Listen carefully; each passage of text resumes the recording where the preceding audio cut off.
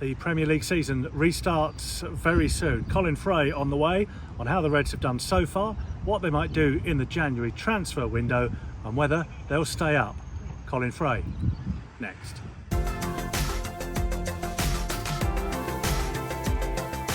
Colin, as always, good to see you. Good to catch up again. Let's start with how Forest have adjusted to life in the Premier League. It's hardly been plain sailing, but how do you judge where they are at the moment? Yeah, nice to see you. It's it was a tough reconditioning almost to life in the Premier League. Obviously, 23 years out takes some catching up, and obviously they tried to do a lot of catching up in the summer with the amount of money they spent. But I think what's been interesting is to see the fruits really over the last few games of Steve Cooper and the players and the coaching staff's labours. Because they've had to really work hard, I think. And it was interesting that both before and after the last game, the Crystal Palace game, was the first time really that Steve Cooper has admitted how difficult a job it was. You know, you've heard a lot of voices from outside Forest talking about how it's a virtually impossible job for the manager to knit so many new players together. And Steve Cooper had sort of kept his counsel on that a little bit, but he chose the last game to talk about how it's been the most difficult challenge of his career to kind of bring all those new players together as a team in the most difficult league in the world while trying to get points and not get cut adrift.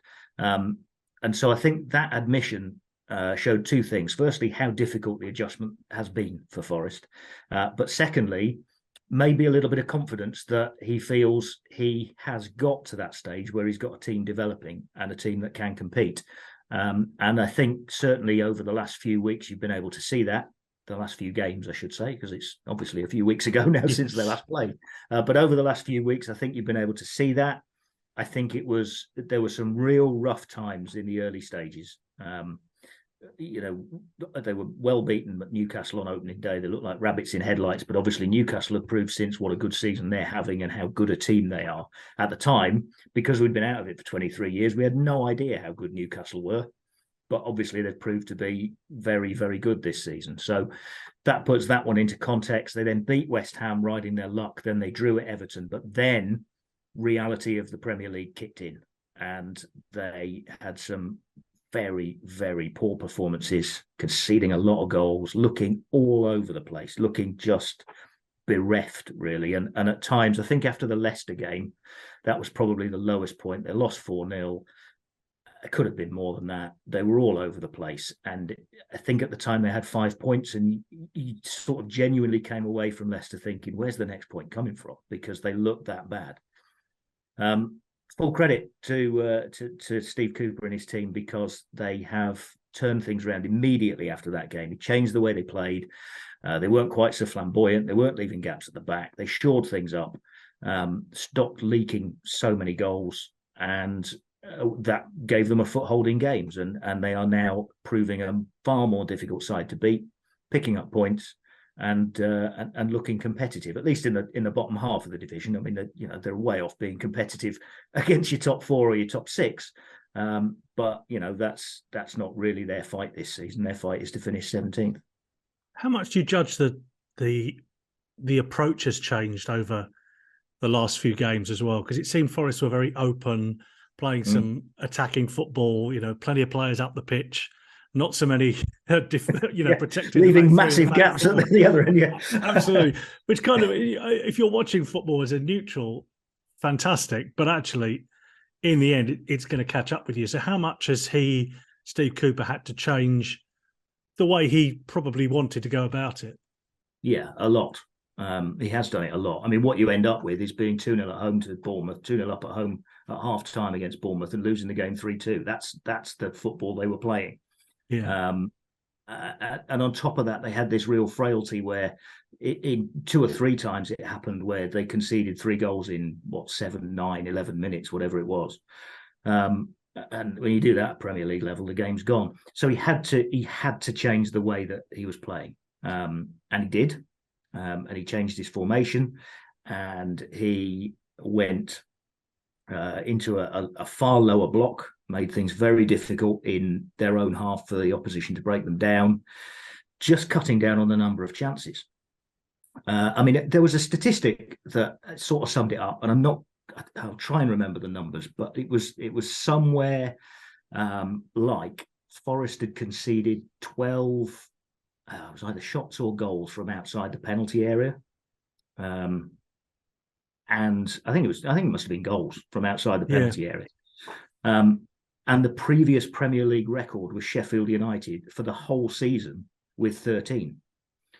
And when you see a stat like that, and you're only in November, as it probably was early November, late October, early November, and you see stats like that, and you think, yeah, that's where they really have to start closing people down. And you look at the goals that Forest were conceding early doors, and some of them were worldies into the top corner, but all too often players had a lot of time around 25 yards out, 20 yards out. And that's what had to change. They had to shore that up to give themselves a fighting chance in games, to not be conceding 3 and 4 a game. And so that's what they did. And they went far more defensive. They were in a lower block. Of course, Forest have got the pace up front with the likes of Gibbs White and Lingard and Brennan Johnson to hit teams on the counter-attack. And so while Steve Cooper ideally wants to dominate the ball and wants his teams to be dominant in football matches like they were last season in the Championship, dominant on the ball and ruthless in front of goal, he had to sort of concede that you can't do that at this stage in the Premier League. Ultimately, his goal will be to get there and to play like they did in the Championship last season in the Premier League. Might not happen this season because he might not be able to do it this season. And what he's had to do is to accept that his team is not going to have the ball as often, to accept that the opposition can have it in their own half and up to halfway, and at times 10, 15 yards into the Forest half, because that makes it really difficult for, as long as Forest are good in their shape, makes them very difficult to break down. And then the hope is that Forest are good on the counter-attack. And I think one area that would suit them more, wouldn't it? The Morgan Gibbs-White, Surridge if he plays, Brennan Johnson, because they would naturally have a bit more space to play in, I would think. I mean, that's got to be the hope. As I say, ideally, Steve Cooper would like his team to have the ball, would like his team to dominate the ball and to grind teams down. But that's the acceptance is that that's going to happen rarely in the Premier League, and that if they try and play the way they did last season, we've seen what happens. You can see 3 or 4 when you get hit on the counter-attack. So you've got to be solid in your own half of the pitch. The thing that we're starting to see develop, what happened was when he first made those changes, Forest suddenly became tight at the back, and they started from conceding 6-3, 3-4, I think it was the run. They then only conceded 1 in their next game against Aston Villa in a 1-1 draw. Again, it was a long-distance shot from outside the penalty area. But then they started to keep clean sheets. And the one exception recently has been Arsenal, where they were ripped apart again by a very good Arsenal side. But what was happening in those early days, I remember them going to Brighton, for instance, and they drew 0-0 at Brighton. And Brighton found them really difficult to break down. And yes, Forest rode their luck a little bit, and I think you have to in the Premier League sometimes. And they were, I don't know what the possession stat was in the end, but it must have been up in the 60% for Brighton, who just controlled the game, controlled everything, and battered Forest. But Forest held firm at one end. The thing they couldn't do was do anything going forward. As soon as they got the ball, they lost it. And they were unable to put Brighton under any sort of pressure. And what's happened gradually since then is that while they're still strong in their own half of the field, they're starting to get better and better and better when they do break. When they get the opportunity to go forward, they're starting to keep the ball better and be able to make things happen in the other end of the pitch. And you can almost see that gradually happening from those early games when they changed it against Aston Villa and Brighton, where they were very deep but offered very little going forward. You can gradually see it over the next few games. Obviously, they've beaten Liverpool, which was huge. And then they rounded things off with another home win against Crystal Palace, because they're able to start to spend more time out of their own half, because they are starting to spend more time in possession. They are starting to put the opposition under more pressure. But it was real tiny baby steps at first, and it was, the crowd's been brilliant because it was something completely different they had to get used to. But obviously they've got huge faith in Steve Cooper, and now they can see the rewards are starting to come. You can see that team is developing. It might not be the way Steve Cooper wants to play his football, but he's found a way to get Forest competitive and to get Forest starting to pick up points, to the extent that they're now off the bottom and only a point off safety going into the break. And how much of the Steve Cooper new contract, which obviously came as a huge surprise to everybody. I've not spoken to you about it, but I assume it would have come as a surprise to you as well. How much did that tie into the change of thinking about how to play and having the confidence as a manager, as a head coach, to go, okay, that's not working. We're going to try something completely different, and almost build again a quarter of the way through the season? How much did that all come together, do you think? Well, the timing was right, because obviously the real pressure on Steve Cooper, building from the outside anyway, was after the Leicester game. And it was in the next game that things changed. And obviously the huge, I hate to use the phrase vote of confidence, but it is, if you get a new 3-year contract, that is a huge boost to any manager that's under pressure.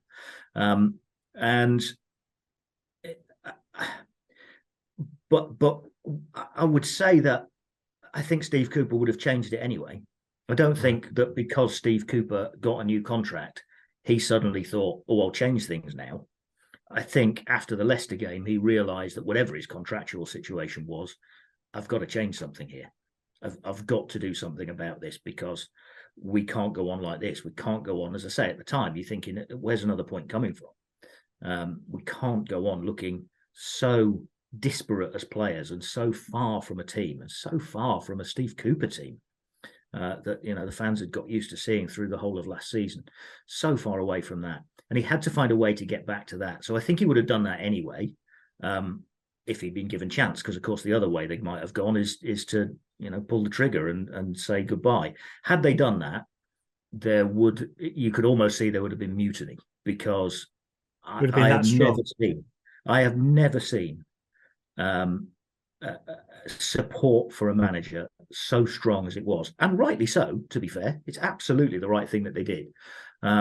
But I've never seen such support from the crowd for an under pressure manager, a manager that lost 5 games in a row, that's team were conceding left, right, and centre. That you looked at the performances, there were people in the press box at half time at Leicester just looking at each other and shaking their heads and thinking, what's going to happen here? This is. It looked like it's untenable performances. Yeah, that's how it it sort of felt. We've all been there, haven't we? Where you and I did for 20 years. You go away from the game thinking that's probably going to be it, because that's it. Yeah, that's it. And there was that sort of feeling, and so it did come as a bit of a surprise. I got to be honest that he got the new contract, but I was writing, and I was talking on the radio, and I was writing on the BBC website at the time as well about the fact that it's what they should be doing. It's absolutely what they should be doing, because even if the very worst happens this season and they end up going down again, who do you want in charge next season to bring them back into the Premier League? The team's on a completely different footing because it's had a year in the Premier League and it's getting its parachute payments. And you've got the guy in charge who knows exactly how to charge his way out of the Championship. Never mind just do it in a kind of subtle way. He's absolutely charged from the bottom of the Championship to the Premier League, so he knows how to do it. So he would be exactly the person you want in charge anyway. So, and I think a lot of the fans were thinking that, but the idea that, and not just me, people like Hodgie and Lawsey and Sutts were saying they'd never seen support and heard such support. The home crowd and the away crowds, to be fair, but wherever they are, the crowds just yelling out Steve Cooper's name, chanting it throughout the entire match, every match, despite the fact that their team is 3, 4, 5-0 down, whatever it might be. So where's that come from? I mean, it might be an obvious question. Yeah, it's come from what happened last season. Promotion. Yeah, it's come from promotion. It's come from Steve Cooper being the first man in a quarter of a century to give an entire generation some success at the City Ground. You know, a day out at Wembley, for instance. All of those things last season. You look back on the last year, and it's been absolutely extraordinary. The way they got promoted last season. Never mind, what happened at Wembley and the VAR shouts and all the rest of it. The football they were playing in the sort of last 2 or 3 months of the season was extraordinary. I'd been listening back because we're putting together something for over Christmas, looking back on 2022 at the City Ground, which started with a win against Arsenal. And you listen to some of the goals that Forest were scoring, and they're smashing 5 against Swansea and 4 against Reading, and QPR, who were in the top 2 at the time, maybe the top 6, can't quite remember, and they were absolutely outplayed. It was 3-1 on the night, beating West Brom 4-0 at the City Ground. There were so many occasions, and they weren't just beating teams; they were absolutely brushing teams aside, and the football was exhilarating. This is a team which and a crowd which, albeit usually on screens like this, had to watch Chris Hughton's team really struggling and labouring and being one of the lowest scoring teams in the division, and struggling at the bottom half of the division, towards the bottom of the division, and fighting relegation. And suddenly they had all of this. Yeah. They had this magnificent football. They had a manager who bought into Nottingham and Nottingham Forest and the crowd and united everybody. And the football went along with that. And they had a team that, while it was doing all that at one end that I've talked about, all those goals, really strong at the other end. Good defenders, good goalkeeper, and a team that just fought for everything, fought for every ball. If they come under pressure, somebody makes a mistake, there's 2 or 3 there that are scurrying back to make up for that mistake. And that sort of togetherness has been a long time since it's been at the City Ground. And all of that combined, plus the fact they obviously got success, is what's endeared Steve Cooper to the Forest supporters. To the extent that, as I say, I think most people were of the opinion, when it got rocky earlier this season, that whatever happens, they should stick with him. They should absolutely stick with this man, because there's utter faith that either he'll turn it round this season, or he's the right guy for next season if they end up back in the Championship. Now, at the moment, and Steve Cooper has admitted that it is the toughest challenge, has been the toughest challenge of his professional life so far, to mould all these new players into a team. But just before the break, we started to see signs of a real Steve Cooper team emerging. And again, just like he did last season, starting to pick up results, lift them off the bottom of the table. And the next target obviously has to be getting out of the bottom 3. And those, because they had a pretty good spell in that period leading up to the World Cup break. Obviously, the Liverpool win, which feels it's a bonus 3 points, basically, isn't it? Because Liverpool are not the side they were last year, obviously, but it's still Liverpool. But to back that up with Crystal Palace success as well, not losing to Brentford, suddenly they're suddenly picking up points. Brentford, don't get me started on Brentford. They absolutely could have beaten Brentford. I mentioned it once, but I think I got away with it. But they're suddenly putting together a little phase of results and presumably performances as well. Yeah, and as I say, you can almost see week by week the performance is getting better. They had an immediate impact defensively when he made those changes, because with the exception of Arsenal, they just suddenly looked compact. They looked in a good shape defensively, and so that had an immediate impact. And as I say, the other end of the pitch is slowly developing. You can see it developing in every game. You could see players playing themselves into form. Jesse Lingard had a poor start for Forest, but has got better and better and better. And in the last couple of games, beaten Spurs in the League Cup, and then against Crystal Palace, he's had his best 2 games for Forest by a mile. Morgan Gibbs-White was man of the match in the game against Brentford just before that, and scored again against Crystal Palace. So he's getting better. I mean, he's been pretty good, but he's getting better and better. Brennan Johnson had a spell out the team. He left him out for a couple of games, but he's come back and looks more and more like the Brennan Johnson that was terrorising Championship defences last season. A Brennan Johnson that's going to run at defenders and take them on and beat them. Again, against Spurs, he did that. He absolutely took Clement Longley to the cleaners. And that sort of thing you hadn't seen in the early stages. It was almost as if there was a little bit of a mental block, perhaps, a little bit of I'm not sure we can do that because this is Premier League. Or maybe it was because they never had the opportunity to do that because they were so leaky like a sieve at the other end. But now they've got that platform.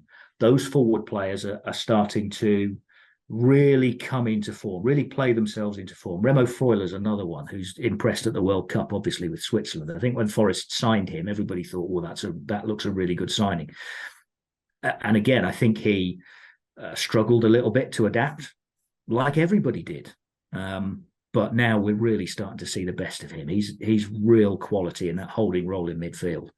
And you know, I could go on picking them out. One other player that I will pick out is Ryan Yates, who's just been magnificent and has just risen to the challenge. I go back to my time, and you know, the stick that he got. I mean, it's just and he was getting it again early season. Oh, he'll never make it in the Premier League. He's not going to make it. Oh, he's been absolutely tremendous, superb, and every season he does it, doesn't he? At whatever level he's playing, he just shuts the doubters up by his performances week in, week out, and he's getting better and better. So they're all you can all see them starting to flourish, starting to enjoy being part of this team, if you like, in inverted commas, that really wasn't there. They were disparate entities early season. They were trying to throw a load of bodies together who've never played before. And, you know, I think, again, I go back to Cooper's comments just before the break about how difficult it's been, about how it's been his most difficult challenge. I think that kind of tells you everything you need to know, really, because I think, as I said earlier, one, it tells you how difficult it has been, but two, it tells you that, as we can see with our own eyes, he perhaps feels that he's getting there now, because I don't think he'd have said it otherwise. So, yeah, I mean, the hope has to be that after the break, they can continue getting better and better, because they are doing. Because the second half of that Steve Cooper sentence, which is unsaid, is, and the worst is behind us. Yes, well, I think that's the inference. The inference, yes. Yeah. I mean, that's not what he said, but that's the inference from it. No. And I don't think he would say that, because that's obviously sounding a little bit arrogant, because I don't and you're hostage to fortune. And you know what he's like. He would always, even last season, he'd say, no, we can still get better. I still want more. You know, just beating Swansea 5-1. And he'd say, right, straight back down to it. I want them to be better next week and all the rest of it. So, you know, he's never happy. And he would never, I think, suggest that, yeah, you know what, I've got this now, especially with his team in the bottom three. Yeah. You know, I think he really had to dig deep to do his Cooper fist pumps after the Crystal Palace, because he doesn't really want to be celebrating where they are. He doesn't want to be celebrating while they're in the bottom three.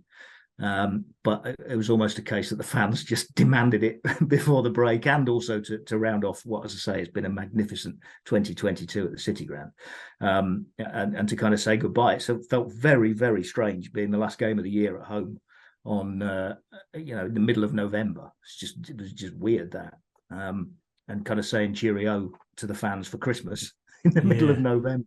Did the break come at a good time or a bad time for them, do you think? Well, I'm going to sound very football manager here and say we'll see. Honestly, very difficult to tell. I mean, what I would say is they have worked very, very hard. I think it's been an exhausting time for them, because the thing you notice about the Premier League is that it's relentless. It's absolutely relentless. The games, for a start, are such high tempo and so good.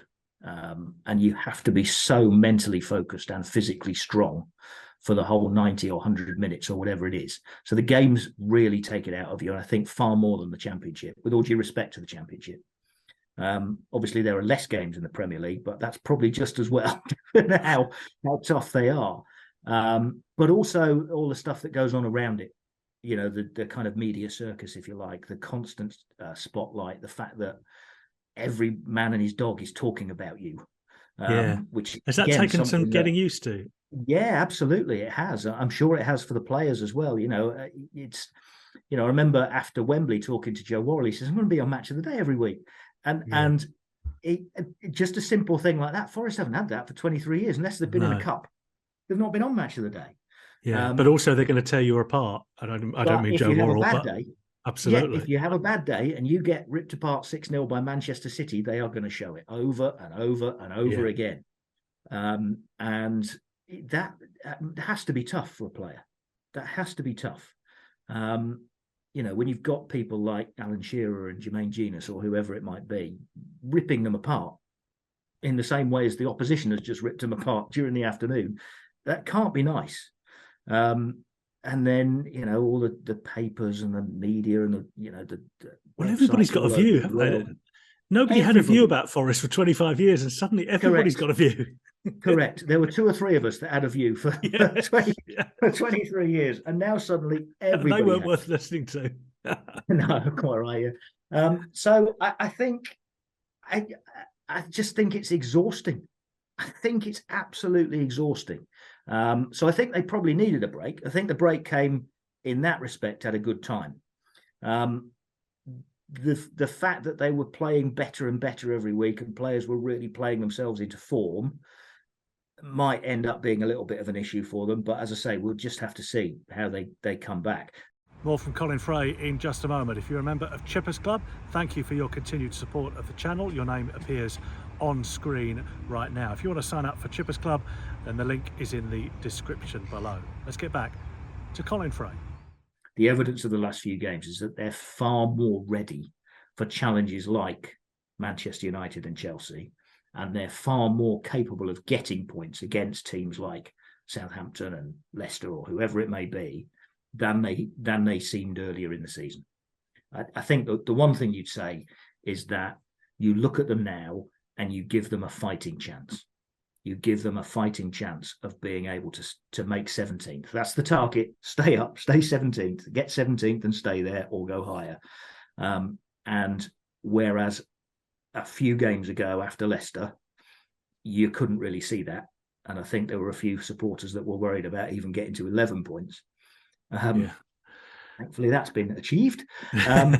With something in hand, I would say. And in November, by the way. Forest were early in the season. They've still got past 11 in November. It is extraordinary. And, how bad Derby must have been in that season, isn't it? It takes some believing. It really does. It really does. Because, as I say, even with Forest's poor start, well, not quite start. It started okay, 4 points from the first 3 games. But, after that horrible section, the next section, they've still gone past it by the middle of November, by 15 games, 16 games. 15 games, yeah. So, there's a lot of football left. They are in a much better place. They're far more of a team. They'll come back after this break. And rather than sitting in a dressing room and looking around at each other and thinking, who's he and who's he and who are you and where's he come from? And they'll come back now and say, nice to see you again. How you doing? Did you have a good break? And they know each other and they're ready to go now for the second long half of the season. We'll see, but they've got a fighting chance. Do you think the club's been surprised how difficult it's turned out to be? Maybe Cooper hasn't. Yeah, I think you probably need to be a football coach to know how difficult it is to mould 22 new players. 3 of them went out on loan again, didn't they? So 19 new players. I think you've got to have a real sort of football dressing room background to know how difficult that can be. I think within football generally there's a thought that if we just give you a load of good players, it'll be fine. And I think maybe there was a little bit of that thinking that, well, we'll spend 140 million and give them Steve Cooper because we know he's a good coach and it'll all be okay. And ultimately it might be. Yeah. But I think to think it was going to be okay immediately, in hindsight, was a big ask. And also, I think it certainly surprised me, having been out of it for 23 years. Surprised, maybe is not quite the word. Maybe surprised is a little bit too strong. Reaffirmed, perhaps, a belief that I'd had without really seeing the Premier League close up and live over the last few years, is how good it is and how punishing it is. If you make a mistake, bang, goal. And how different is that from last time? Because you realise in my 22 years, I never had Premier League football. But you, of course, yes, I realise that. Yes. You being that bit older, here comes the payback. Have seen it beforehand and see it now. Yeah. I think when you think about things now, there's always the temptation to think everything's much better now. But do you think it is much better than it was, say, in 98, 99? Yeah, I mean, it's hard to say without sounding disparaging to the players that were playing then, isn't it? You wouldn't say that every player that's playing in the Premier League now is better than the players that were playing then. No, true. That would be unfair on some of the undoubted class that we've seen in previous years. But I think it's different. I talked earlier about that relentless scrutiny. I don't think that was there then. There were Forest in my time. Forest were playing top flight matches where BBC National Radio never even sent a reporter. Yeah, the thought of that now in the Premier League is just alien, because it's not only BBC National Radio sending, but it could be national radio from anywhere, Denmark, Norway, whatever. I mean, that sort of scrutiny never happened. I think it's probably hard to tell, isn't it? But I think it's probably played at a higher tempo. I think it's faster and maybe a bit more physical. And again, I'm not going to sit here and say that a Stuart Pearce wouldn't have been physical enough. You've got to make exceptions here. But generally, in terms of the game, I think it is probably faster and more physical and maybe a little bit more skillful as well. Obviously, there's money, isn't there? You go back to when Forest were in the Premier League last, and to have a Pierre van Hooijdonk, for instance, just to pluck a name out of the air, as a foreign striker who'd come over for, what was it, 3 million, 3.75 million, something like that they bought a Pierre van Hooijdonk for, or a Brian Roy. It was a rarity. It was a rarity to have foreign players come over and play for your club. And you look at it now. It is a worldwide global league. So with the money to go with it. So if you're a good player anywhere in the world, then a Premier League team will probably come and try and buy you at some point, and pay you those wages, which is the other side of the game, which has just changed astronomically. So I think I think it almost is a different sport from the last time Forest were in the Premier League. And of course, the last time Forest were in the Premier League, they couldn't cope with it. So we're just hoping it's all a little bit different this season. What they have done in the last few weeks before the World Cup is suddenly there are a lot of sides who will be thinking, oh, we're not as safe as we thought we were, because a lot of people have written Forest and Leicester off as teams for the Championship next season, primarily on not so much the points tally, but the way they were playing. But suddenly Southampton and Wolves are below Forest, and West Ham and Everton are only just clear. There's Leeds who look to be in a bit of trouble as well. There are quite a few teams suddenly involved in something perhaps that they didn't think they would be. Yeah, again, one of the points that Steve Cooper was making before the Crystal Palace game was that before Forest got another 3 points, was that they were 5 points off 12th. Right. Now, 5 points is quite a high percentage of the number of points Forest have already got. So it's kind of an easy number to say, isn't it? They're only 5 points off. They're only a couple of wins off. It's true, but as Forest have proved, and as we've been talking about, it's really difficult for a club like Forest to get back-to-back wins, to get those 5 points on the board quickly and make up that ground. They look far more capable of doing it now than they did earlier in the season, and that has to be the positive.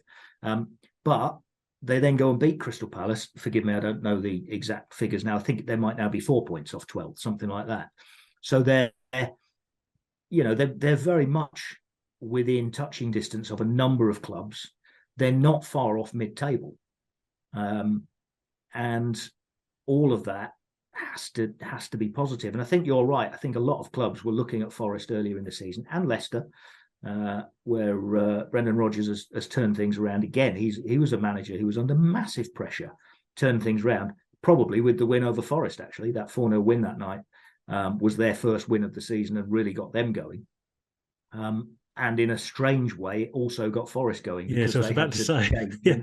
And then get and start picking up points in playing a different way. So with those two really starting to accelerate, it has, I think, started to worry quite a few teams. And, there are a lot of pundits that have written Forest off already. Again, you look at that spotlight and, it's got to hurt when you see pundits. Can't remember. Oh, it was Tim Sherwood before the Spurs game in the League Cup, but he wasn't talking about the League Cup. He was talking about the situation in the Premier League, and he just sort of dismissively said, "Well, Forest are gone. They're finished, so you can forget about Forest." And you just think, one, that's got to hurt when you hear it if you're within that dressing room, but two, God, it's an incentive, isn't it? Yeah. Let's start ramming some words down a few people's throats here. And I think the last few results and the last few performances will have a few pundits who might have already written Forest off, just having a little thinking, well, actually, do you know what? Maybe not anymore. So, yeah, they've put themselves in the mix. And a few weeks ago, they looked like they might get left out altogether. Just to wrap things up, obviously the summer was crazy busy with signings. Do you think Forest will make lots in January? Do you think they'll... I was going to say, do you think they'll learn their lesson? And I don't think that's fair, because I don't think Forest had much alternative. They didn't, they had to go out and sign a lot of players. And I think we'd all agree that that's not ideal, but I don't think they had any, certainly didn't have much choice. Do you think they'll do that again? No, I don't think they'll do it again. I think this will be a more measured window, because I think you're now in a situation where Steve Cooper has had a look. They've obviously got a new sporting director in now as well, and he'll be very much involved in the conversations with Steve Cooper. So it's different. There's a different recruitment team in there now, because a couple of the ones who were responsible for the summer sort of paid the price when the pressure was under Steve Cooper, when pressure was on Steve Cooper. But I don't think there'll be wholesale. I think because Steve Cooper's had a look at it, he will now know what he needs. And when you look at last January, for instance, and Steve Cooper knew exactly what he needed, and he went out and got it, and it improved Forest massively. And it wasn't a lot. There weren't huge amounts of signings. There were one or two that didn't come off, the likes of Richie Larea, for instance. But to go out and get Steve Cook, to go out and get Sam Surridge as they did towards the end of the window, and obviously Keenan Davis was the other one that came in at the start of the window. Cook and Davis at the start, and then Sam Surridge after Graben's injury late on. You look at those three signings alone in January last season, and they had such an impact on Forest over the second half of the season and in getting them into the Premier League. And I think you probably see a more similar window to that this January than what we saw in the summer. I do think a couple of things to say about the summer spending. I think even the likes of Steve Cooper wasn't complaining at the time. He was talking in press conferences earlier in the season about they probably need even more than they actually got, despite the fact that he's now admitted how difficult a job it was. Because I think he knew more than we did, perhaps. He knew the stresses and strains of how physical a Premier League season would be.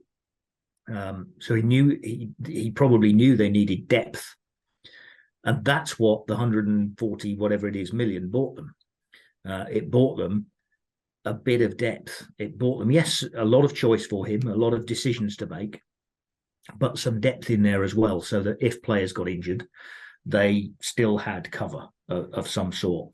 And And I think, a lot of people were criticising how much money Forest were spending. And then you play against Liverpool, for instance, and they've got Alisson in goal and Van Dijk at centre half, and you combine their 2 transfer fees, and they're more than Forest had spent on their entire squad over the summer, and more probably than they'd spent going back however many years previously to that as well. Most of their history, probably. Yeah. When you chuck figures like that, this is the league Forest are trying to compete in. And if, there's a team in that league that just with 2 players has spent more money than Forest are being criticised for spending this summer. But without spending that money, they're never, ever going to compete. No. And again, I obviously Forest battle is not with Liverpool this season, as it turns out. They've beaten them, but that's not where Forest are pitching themselves. But it's an example of how far adrift you can be cut as a club when you've been away from it all for 23 years. When the last time you were in the big show, as we were saying, was 1999, and it was totally different, and the money was totally different. Throw in the fact that all of those players had left. That last season's team was decimated because it was largely loanees and players that were out of contract that had gone. And therefore they had to buy at least half of those players just to make up a team, just to get a team out there. They had to buy so many players. I think so you need to put it into, you always have to put what Forest did into context. Some of them haven't come off yet. Some of them look like they weren't going to come off, and then over the last few weeks have proved us wrong. So who's to say the rest of them might not prove us wrong over the course of the rest of the season? But to go back to your original question, I don't think we're going to see another 20 odd players come through the door during January. I think it'll be far more measured, and it'll be a case of Filippo Giraldi and Steve Cooper particularly looking at it and saying, right, where do we need? What do we need? Who can we get? A bit like last January, and it's almost like they had a 1,000-piece puzzle in the summer and they were just chucking bits at it.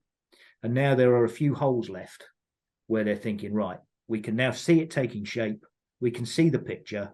Where do we need to finish it off? And I think that's what January will be. And where is that up front, do you think? Yeah, I mean, it does look as if they're potentially like a number 9. I'm thinking striker short. Yeah, a genuine number 9. Yeah. But obviously they're not cheap, are they? Certainly at Premier League level. No.